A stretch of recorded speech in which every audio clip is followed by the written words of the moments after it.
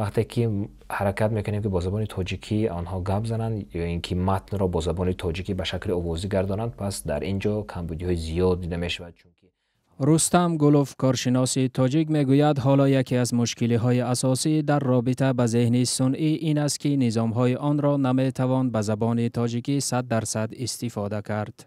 همون لهجه‌ای که کلمه‌های تاجیکی آن تلفظ می‌شود با لهجه تاجیکی مانند نیست و خصوصا از این نقطه نظر این یکی از مشکل‌هایی هست که در پهن شدن زبان تاجیکی در اینترنت باز یک مانع می‌شود.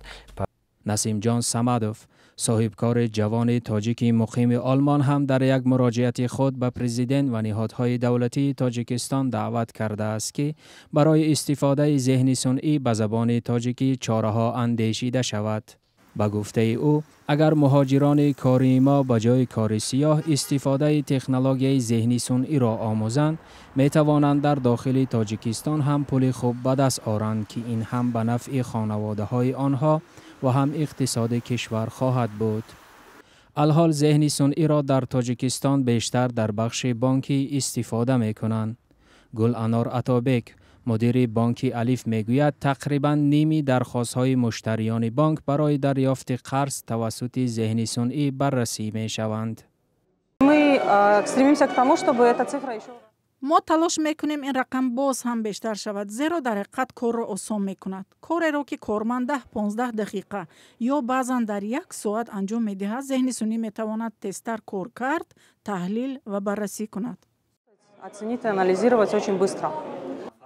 در اکادمیای علم‌های تاجیکستان هم گفتند که ذهن صنعی را برای برآورد نتیجه‌های علمی به کار میبرند. در مرکز ما برای ساختن اطلس‌های ذخیره‌های برقرارشونده انرژی ما بیشتر استفاده می‌بریم از ذهن صنعی و فرض کردیم اینستیتوت مسائل گیدروانرژی و اکولوژی برای امثله‌سازی وضعیت اکولوژی، برای امثله‌سازی آینده‌بینی ذخیره‌های آبی. عزیز جان عظیمی گفت برنامه‌های هوش مصنوعی که حالا در تاجیکستان ساخته می‌شوند در بیش از 13 کشور دنیا خریدار پیدا کرده‌اند. زیاده از 50 بانک در 13 کشور دنیا از آن جمله ایالات متحده آمریکا، امارات متحده عرب امروز استفاده برای می‌کنند از الگوریتم‌های ذهن صنعی که در تاجیکستان استحصال کرده شده‌اند. ذهن صنعی را در تاجیکستان در ساحه‌های دیگر از قبیل تندرستی، مالیه، معارف، فرهنگ، نقلیات، کشاورزی، صنعت و مشورت برای سرمایه گذاری نیز می شود استفاده برد. به گفته گلوف، استفاده پررای نظام‌های هوش مصنوعی به زبان تاجیکی می تواند در کارهای زیادی از جمله استحصال کتاب‌های صوتی نیز کمک کند. اگر که با زبان تاجیکی متن را آواز کردن شود، حاجت نیست که ما مبلغ زیاد را برای اودیو کتاب ها ساختنش صرف کنیم. ذهن صنعی میتواند در این کار به ما یاری رساند. در تاجیکستان ترس از ذهن صنعی نیز وجود دارد. ممکن است هزاران نفر کار خود را از دست دهند.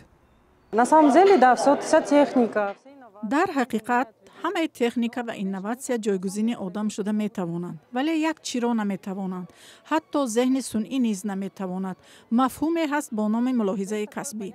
به فکر من ذهن صنعی هیچگاه آن را عوض کرده نمی تواند و انسان همیشه لازم خواهد بود. هوش مصنوعی یا ذهن صنعی از زمان کشف شدنش باعث بحث هاست که تا کجا کاربرد آن به منفعت انسان و جامعه خواهد بود. با وجود اعتراض و هشدارها شرکت‌های بزرگ جهانی در پی تکمیل و گسترش آنند. اخیراً کاشفان آن صاحب جایزه نوبل شدند.